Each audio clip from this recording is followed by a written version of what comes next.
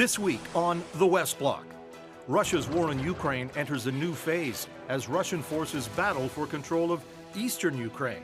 In the past 2 months, thousands have been killed, millions displaced. Putin's corruption kills. Literally. It's not a figure of speech. We speak to a close ally of jailed Russian opposition leader Alexei Navalny about the impact of Western sanctions and Putin's information war.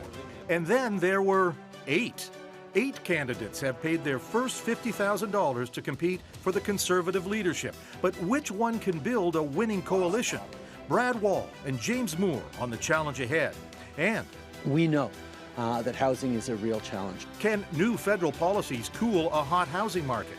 We get an affordability reality check. It is Sunday, April 24th, and this is the West Bloc.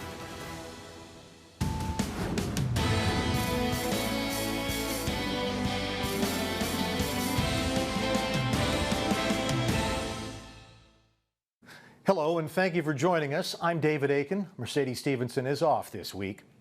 Last week, Ottawa announced a new round of sanctions targeting 14 Russians with close connections to President Vladimir Putin, including 2 of his daughters. Putin retaliated with sanctions against 61 prominent Canadians. Prime Minister Justin Trudeau says Putin should expect more.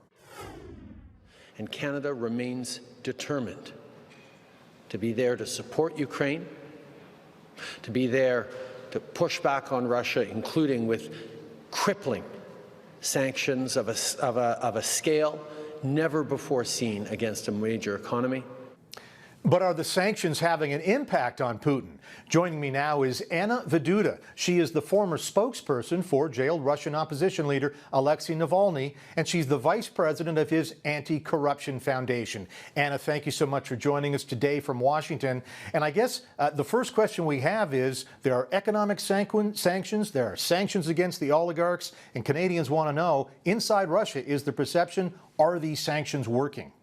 All sanctions have an impact, both economic and personal sanctions. Personal sanctions are the key here, actually. So sanctioning those who are close to Putin, sanctioning oligarchs, sanctioning their family members and enablers and proxies and nominal owners of assets. All of that works, and all of that will help to exacerbate the split in Putin's elites. As for economic sanctions, unfortunately, yes, people in Russia start to struggle from them. And this is the consequence of the war that Putin launched without asking the people of Russia and without, getting their permission for that. So yes, the sanctions are working. Anna, let's talk about the so-called information war. How is your organization, how is the West going to get through the propaganda of Putin? How do we get true information about this war to everyday Russians? Yes. So what Alexei Navalny was proposing with that Twitter thread is, yes, opening the second informational front against Kremlin by using ads. So he called on Google and Twitter and all the other, giant technological companies to allocate their resources for the ads that will convey the truth to Russians. So, right now, my colleagues, for example, we have few YouTube channels, and one of it, which is called Popular Politics, has live streams on a daily basis covering the events in Ukraine, and we can see that it grows very fast. So there is this demand for the truth in Russia. So people are trying to find it. So yes, if the companies in the West could allocate their budgets to sponsor the ad that will be actually, popping up to Russians, this will help a lot. Also, of course, supporting independent media that are trying to broadcast from their abroad, also to convey the truth, to tell people what is going on there. That would help a lot too. But what we're doing, yes, YouTube is not blocked yet. Russian government does everything possible to make people who don't support the war to feel very much isolated. Just now, the news that hit today, Vladimir Kara-Murza, a Russian journalist, a huge advocate of personal sanctions, who've been lobbying for that for years, in the West has been put under the arrest in Russia, and he's facing from 5 to 10 years in prison behind the bars for, as they call it, spreading fake news about Russian army, which is, of course, it would be funny if it wasn't so sad because he was telling actually the truth. But in Russia, as of nowadays, saying truth about what's happening in Ukraine is considered fake and is considered something that you can go to prison to. Still, even with these high risks, a lot of people in Russia are still trying to protest this war, and we can see that there are murals, appearing saying like "No to war." Although in Russia, you can be sent to prison just for saying war. So you need to understand that there are laws that prohibit to call this war a war, and you must call it special operation. So with this landscape, every attempt to convey the truth, every attempt to show the real picture of what is going on must be supported and must be put an attention to. I've only got a brief time, maybe 30 or 40 seconds, and I wonder, I'll ask you this last question. What is it that might stop Putin? This is a very tough question because as we can see, he is not listening that much to anyone. But that being said, it doesn't mean that we cannot do anything. We must, and I'm using this word, although I understand that it's a very strong word, but we must do everything in our power to exacerbate and to put more pressure on his regime. I can't tell you for sure that, do this and he will stop. No, there is no silver bullet in that. But we must exacerbate the pressure on the regime from all the fronts. And as I said, as we've been saying for years, along with Vladimir Karamurza, personal sanctions, because we are very grateful, yes, that few people from the Navalny 35 list were sanctioned in Canada and United States. European Union and the United Kingdom are doing a lot with the personal sanctions right now. But it's a little bit too late. But every bit of delay will make things worse. So we need to act together, and we need to act soon, because every day of this war, it not only takes away the lives of Ukrainians, it also takes away Russian future. So, and perhaps gives the threat to the rest of the world, given that Putin does not seem to correspond that he wants to stop. So we must do everything in our power, yes. Anna Veduta in Washington, D.C. Anna, good luck with your work. Thank you so much for joining us today. We'll be back in a minute. Is 8 enough for the Conservative Party leadership race? We'll ask Brad Wall and James Moore what they think. Up next.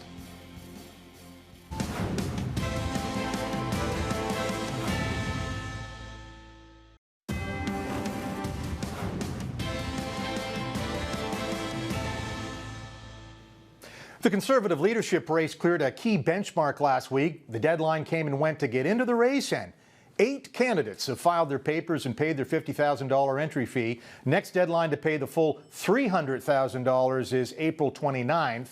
And to check in on the race, I'm pleased to be joined by 2 leading lights in the Conservative movement in Canada. Brad Wall is the former Premier of Saskatchewan, and James Moore served in Stephen Harper's government as Industry Minister, Heritage Minister, among other roles. Gentlemen, great to have you here. Neither of you have endorsed a candidate in this race, but I know that you would both endorse the idea of a Conservative Party ending up at the end of it, whoever is the leader, in a stronger position to compete for votes, a stronger position to challenge for government. So looking at what you've seen now, the policy ideas, we've got some talking about healthcare, some talking about housing, looking at the tone of the way the race is unfolding. Brad Wall, I'll start with you. What do you think of the race with that goal in mind, building a party that is going to compete for votes at the end of it? Well, I think we're seeing a pretty robust debate around, if not specific policies, then direction for the party. If the 2 notional front runners are Poilievre and Charest, I think that's the case. There's 8 in the race. I noted this week that supply management became part of the campaign as one of the leadership candidates made that a centerpiece policy. And so I think that's a feature that we're going to be looking at over the next weeks of the leadership race. I think most conservative members would agree, David, that coming out of this, they obviously want to be in a position for the party to contest more effectively for government 2025 should the NDP Liberal Alliance last that long. But I think, David, I think it's important for us to remember that Western conservatives and maybe rural conservatives, bluer conservatives, who may have held their noses and voted the party way in the last election under O'Toole, even though they might not have agreed with what was not necessarily a fiscally conservative platform, not agreed perhaps with the party moving towards a carbon tax, not agreed with the leader sort of rushing to genuflect at the Bill 21 Quebec issue just post that leaders debate. They did vote with the party last time. They stuck with it, I think, for the most part. But I'm not sure that's the case now. So it's true the party needs to come out of this, with more accessible vote. But it really depends on what the party might have to dilute or sacrifice in terms of policy as to whether that would be in the end successful in keeping the Conservative Party together that, for example, Stephen Harper was able to do so effectively for so many years. And James, let me take that and put a slightly different twist on it to you. When I hear Western conservatives, and of course, James, you're one, a little more West, in fact, than Brad Wall is. When I hear Western conservatives talk about accessible votes, it sometimes is a pejorative term, meaning we have to be liberal light in order to be get votes in Eastern Canada. What do you see about in this race so far in terms of candidates who want to appeal to conservatives unapologetically and yet also come out of this in a stronger position? Yeah, I think it's a bit of an elementary and false narrative to say that, if you moderate, you win. If you're proud and strong, you lose. I don't think that's true. I think a lot of conservatives think that the final campaign of the Harper government in 2015, we put some water in our wine, and with Andrew Scheer's performance, stylistically, there was a sense that we were sort of a little bit more apologetic in our conservatism. Sort of Stephen Harper with a smile was the narrative, and then with Aaron O'Toole, there's a perception again that whether it was on the carbon tax or putting forward a platform that wasn't more stridently so fiscally conservative, that the party put even more water in its wine. And I think if you look at the fact that no prime minister in Canadian history has ever won 4 in a row. It seems like Justin Trudeau is on the back 9 of his time as Prime Minister of Canada. The next election campaign, certainly after this coalition deal, looks very much like a change campaign where Conservatives will be in a position to be seriously considered as the next government of the country. When that's the case, then everybody stands up and says, well, here's what I want my party to really look like, and stop being sort of strategic about this and cute about it, but be strident and be proud to be conservative. And I think that's why you're seeing Pierre Poilievre get a good degree of support, because of the energy that he's bringing to the campaign and the way that he's sort of being thoughtfully aggressive about being proud to be conservative again. And I think that speaks to a lot of base Conservative Party members who want that energy into the race. But party members and those who are in the race, they do need to make a choice.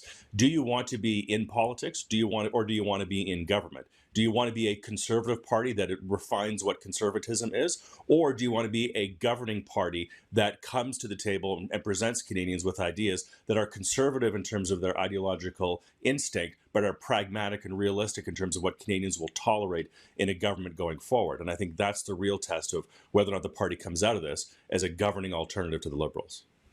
The reason I was glad to have both of you guys on this program today is because your time in government resulted of building coalitions of conservative-minded voters. And Brad, the Saskatchewan Party is the greatest example, bringing together Liberals who were in Saskatchewan and progressive Conservatives upset at getting beaten by the NDP, and somehow a farmer in north of Swift Current was finding common cause with a voter in suburban Regina, and you built a great coalition in the Saskatchewan Party. Same thing with the Harper Conservatives, building coalitions of voters. So thinking again about this leadership race, are you seeing, if you accept that thesis, are you seeing some leadership potentials reaching out to say, these are some of the common denominators where we're going to be conservatives and win, and we have to somehow come to some agreements? Well, first of all, let me say I hate being on a panel with Moore, because he always says the things that I want to say, but he says them way more. He says them better, effectively. But I think he actually canvassed this very question in his last response, David. I would say that it's interesting to watch Poilievre's campaign. It's conservative, unapologetically so, but he's on this sort of remove the gatekeepers narrative. He's on this let's make Canada the freest country in the world narrative. And he's got some specifics behind that. He ties it back into affordability. And I think significantly, he ties these themes into the economy. And I would say that whoever wins this particular leadership campaign needs to focus on the economy. In 2025 and beyond, I think it's fair to say, well, today, currently in the country and beyond through to 2025, the economy is going to be the number one issue. The economy that individual Canadians face in their household in terms of budget, in terms of affordability questions, and just Canada's overall economic health. And, David, back to your original question, that's what has been, I think, the focus of the Saskatchewan Party. That's what brought Liberals and Saskatchewan Liberals, I'd argue, are a bit more sort of like progressive Conservatives and Saskatchewan Conservatives together, and Reformers as well, when the party was first formed in '97. Brought them all together, and their focus was the economy. And it has remained as such, notwithstanding the fact that we've been through a pandemic. So, and every provincial government's had to focus on that. I think there is clarity in that for Conservatives. And I think whoever comes out of this leadership campaign will find it easier to unite the party if they remember the fact that the economy is, that as James Carville reminded Bill Clinton, it is the economy, Stu, but I think it will be for the next number of years. And James, I'd like to hear your thoughts on that too. Only have about 30 seconds, but I mean, the BC Liberals, another great example of a provincial party that has built a coalition around free enterprise as the common denominator. What do you make of that? 8 candidates in the race with a diversity from different regions, gender, ethnic, and generational tastes of and flavors of conservatism. The Conservative Party needs to come out of the race, I think, more unified than all of its constituent parts. So it's one thing in the race to have some division and diversity and push and pull and people disagreeing. All that stuff is good, and it's important for the party to hash out differences and disagreements. But at the end of the day, if all of these folks come together and they are larger and stronger, more efficient, more effective, better communicators, and come together as a team, I think the Conservative Party in the next campaign will be in a phenomenal position to offer Canadians the opportunity to be the next government of this country. But they need to do that, and they need to speak, I think, with some consistency and some clarity about what conservatism in the country looks like. I understand that, in politics, a lot of politicians think that politics is about what politicians think and what their ideas are, what they want. Voters tend to think that elections are about them and their needs, and it's the voters who are right. It's about them and their needs. And so as a party coming out of this, hopefully united, hopefully being thoughtful about it, presenting a contemporary set of policies through a conservative lens to a country that's ready for a new government, I think the Conservative Party can do very well, but they need to stay focused, disciplined, and united in the end. James Moore and Brad Wall, I'd love to chat for another half an hour about that, but that's the tyrant of time that we have in television. Thank you so much. Brad Wall, former Saskatchewan Premier, James Moore, former Harper-era minister. Up next, a real estate reality check. The average price of a home in Canada is $800,000. Will Ottawa's housing affordability plans work? We've got one of Canada's top housing policy analysts with some answers.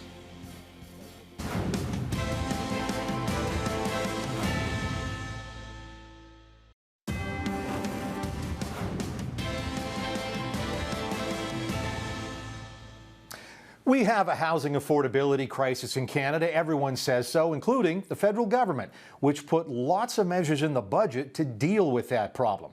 My next guest, Western University Business School professor Mike Moffatt, has been thinking and writing about this problem for years, most recently with the Smart Prosperity Institute right here at the University of Ottawa. Mike, great to see you. And you were looking over the budget. We all were. Housing was clearly the priority. Give me the nickel tour of what you saw in there, the good, the bad, the ugly. What did you make of it? Well, it absolutely was the center. It was chapter 1 right at the beginning. I think that the good parts were the recognition that we have a supply issue. The government is talking about doubling supply over the next 10 years, going from about 1.9 million to 3.5 million new homes across the country. I think that's fantastic. I think the issue, the sort of uglier side or the bad side, is there's not really a plan to get there. That they're talking about this housing accelerator that would add 100,000 homes, which is great, but that's about 5% of the target that they've set for themselves. And I think the ugly part is some of the measures that they talk about as speculation. It gets a little bit into sort of blaming foreigners for our issues, where there's a lot of domestic speculation that's going on as we well. pointed out this week that cabinet members, I think of 11 or 12, are landlords themselves. So that's domestic. Well, investment. exactly. And apparently it's different if it's domestic. Apparently it's different if MPs do it. But yeah, so I thought that was a little bit problematic, how they're kind of pinning it on non-Canadians, where both Canadians and non-Canadians absolutely play a role in our housing market. So if supply is the issue, and I think a lot of people, you've written about this, it's a big problem. But the average price of a house is $800,000 or something like that right now, and that's spiked 11% in the last year. Does doubling the supply in a year or doubling the new builds, is that actually going to make homes more affordable, and how might you do that if you wanted to increase supply? Well, I think that last question is a hard one. How do you actually do that? So in theory, yes, if you were able to double supply, that would cause affordability, and we're going to see prices start to cool off as the Bank of Canada lowers interest rates. We got a big hike coming on June 1st. So absolutely, if we were able to double that, we would have more affordable housing across the country. The key question is, how do you do it? How do you actually get the zoning permits from municipalities? How do you get enough labor? Because we know the skilled trades are getting older and we're not replacing them at the rate we need to. So there's all of these bottlenecks, and I think the issue for the federal government is most of those have to do with provincial policy, municipal policy, and decisions that higher education makes. There's not that many federal policy levers open to the government. And this is the first party leadership race I can recall, the Conservatives, where housing is actually one of the issues that certainly some candidates are talking about. Pierre Poilievre is out there, he's been out there for the last couple of weeks, saying if he's ever prime minister, he'll essentially withhold infrastructure money to big municipalities if they don't speed up building permits. Does this sound like an idea with something to chew on? Well, certainly, and we hear Ford, Premier Ford, saying similar things in Ontario. And the thing I find interesting about this is both Poilievre and Trudeau have indicated that we need to do more at the municipal level. The policies don't actually seem that much different, but the tone is where Trudeau's talking about, okay, we'll work with municipalities, we have this housing accelerator. It's all about sort of carrots, where the Poilievre side is more about sticks, but it's kind of the same thing where both of these party leaders, or perhaps future party leader, is, I don't want to presuppose the outcome of that race, but they're both talking about using the federal spending power to influence municipal decisions. Just quickly, I want to just loop back on one thing you said. Probably the most influential policymaker here is going to be the Bank of Canada. Yeah, absolutely. So with that inflation print of 6.7%, which is higher than anybody was expecting, we were thinking that the next Bank of Canada rate hike would be either 25 or 50 points. Now we're hearing it might be as much as 75. So if that happens on June 1st, you're going to see a lot of people pull back and go, okay, you know what, maybe I don't want to take out that 5-year mortgage, buy that new home, given how expensive interest rates are going to be. Mike Moffatt from the Smart Prosperity Institute. Thanks so much for coming in. And that is our show for today, folks. Thank you so much for watching. I hope we'll see you next week on The West Block. I'm David Akin. Have a great day.